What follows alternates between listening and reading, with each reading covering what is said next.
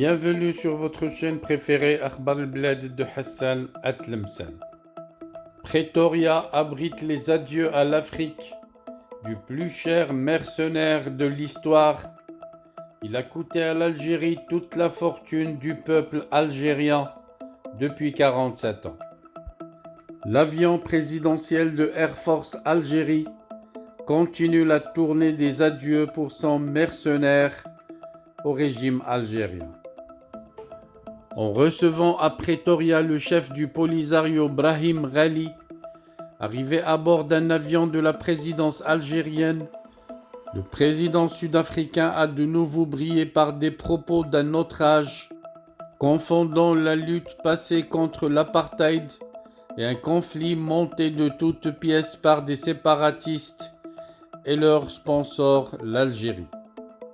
Il est regrettable de constater que dans un continent africain qui aspire à s'affranchir pour de bon du poids du passé et à avancer, certains continuent encore de servir la même vieille soupe, enrobée de slogans bêtes, chargés de rancœur et surtout ne servant en rien ni l'avenir de l'Afrique, ni la volonté de ces pays d'aller vers un avenir meilleur. Le président sud-africain Ramaphosa vient d'en apporter une nouvelle preuve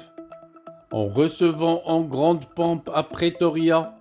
une délégation de séparatistes menée par le chef du Polisario, Brahim Ghali. Une délégation arrivée cette fois encore à bord d'un avion généreusement affrété par la présidence algérienne, le tout à quelques jours de l'adoption par le Conseil de sécurité de l'ONU d'une nouvelle résolution sur le Sahara,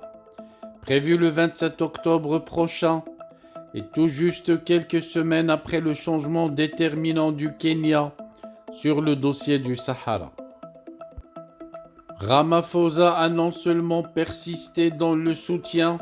sans état d'âme, de son pays à la thèse séparatiste, mais il a également défendu sa position en usant d'un logiciel que peu de pays encore, l'Algérie notamment, continuent de faire valoir. Qu'est-ce qu'on y apprend? Que la lutte de l'Afrique du Sud contre le régime d'apartheid et les velléités séparatistes d'un groupe de mercenaires à la solde de la junte algérienne sont les mêmes. Que le parachèvement par un pays comme le Maroc de son intégrité territoriale est en fait une occupation illégale d'un territoire. Que la position de l'Afrique du Sud sur le Sahara reste inchangée, ce pays reconnaissant la pseudo-race, que le pays de Nelson Mandela entend mobiliser un soutien régional, continental et international en sa faveur, et que l'affaire est un sujet de préoccupation tant pour l'Afrique que pour la communauté internationale. Vraiment à côté de la plaque. Pour Ramaphosa, et cela rappelle curieusement une position de son allié de circonstance algérien, le règlement de ce dossier passe par des négociations directes entre le Maroc et le Polisario et un retour aux conditions ayant prévalu lors du cessez-le-feu. On l'aura compris, tant dans le discours que dans l'attitude et la posture le soutenant,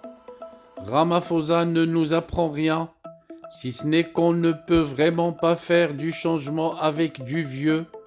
et que certains se ferment sur eux-mêmes, tant au sens de l'histoire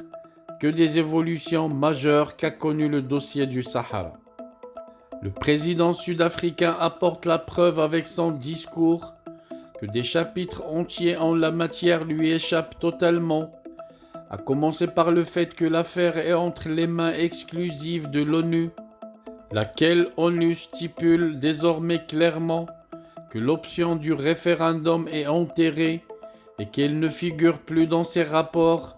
ni dans les résolutions du Conseil de sécurité, et que si dialogue il devra réunir toutes les parties prenantes au conflit, incluant en plus du Maroc et du Polisario, la Mauritanie, mais aussi et surtout le principal protagoniste de ce conflit qui a créé le Polisario de toutes pièces, l'Algérie. Ramaphosa semble s'être privé d'une fiche récap du dernier rapport d'Antonio Guterres sur le Sahara, dans lequel le secrétaire général de l'ONU a appelé à la reprise du processus des tables rondes établi par les résolutions du Conseil depuis 2018, renouvelées chaque année depuis, avec la participation de tous les concernés. Un rappel à l'ordre direct à l'Algérie, qui refuse de reprendre sa place autour des tables rondes,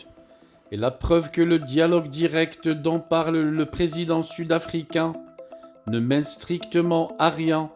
du moment que les milices du Polisario sont une marionnette entre les mains de la junte algérienne. En évoquant les droits du peuple sahraoui,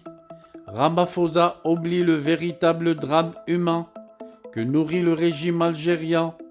coupable d'une situation humanitaire extrêmement grave sur son propre territoire, à Tindouf, où se concentrent les Sahraouis séquestrés. Le rapport de Guterres note des tendances alarmantes de malnutrition et des réductions de plus de 80% des rations alimentaires, alertant sur le fait que les réfugiés étaient exposés à un risque grave d'insécurité alimentaire et de malnutrition. Mais cela, cette réalité d'aujourd'hui,